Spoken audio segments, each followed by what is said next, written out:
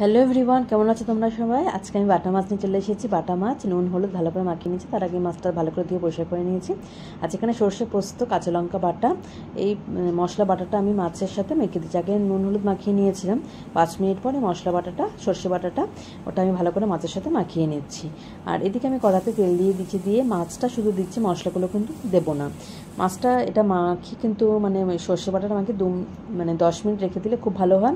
আচ্ছা, মাছটা দুদিকটাই আমি হালকাভাবে কিন্তু উল্টে নিলাম, আর মিডিয়াম টু লো ফ্লেমে কিন্তু মাছটা ভাজতে হবে। একটু টমেটো বাটা দিয়ে দিচ্ছি, আর এখানে আমি যে মশলা ম্যারিনেট করেছিলাম মাছটা, সেই মশলাটা দিয়ে দিচ্ছি। একটু জল দিয়ে দিলাম, দিয়ে খুব ভালো করে একটু নাড়াচাড়া করে নিচ্ছি। নেওয়ার পর এরপরে আমি এটা মাছটা যে মশলার সঙ্গে মাখিয়ে নিচ্ছি, ভালো করে কষিয়ে নিচ্ছি। আচ্ছা, অল্প জল দেবে, এটা গামাখা হয়, খুব বেশি জলের প্রয়োজন হয়, এটা ঝোলও ভালো লাগবে না কিন্তু। হ্যাঁ, এটা শুকনো এটা গামাখা হবে, তবে ভালো লাগে, গরম ভাতই দারুণ লাগবে। তো আজকে আমি বাটা মাছের এই সর্ষের ঝাল রেসিপিটা করলাম, দারুণ হয় এই রেসিপিটা। ভাত দিয়ে তো এরকম মাছ হলে আর কোনো কিছু লাগবে না। তো আমার আজকে লাঞ্চে তৈরি হয়েছে, দেখো, চিচিঙ্গা আলু পোস্ত, গরম ভাত আছে, আর আমি লাঞ্চ থালি রেডি করে নিয়েছি।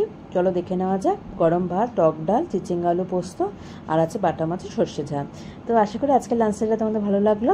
অবশ্যই কিন্তু লাইক কমেন্ট করো, আর লাঞ্চ থালিটা কেমন হয়েছে অবশ্যই কমেন্ট বক্সে জানাবে। তো সবাই খুব ভালো থেকো, সুস্থ থেকো, টাটা।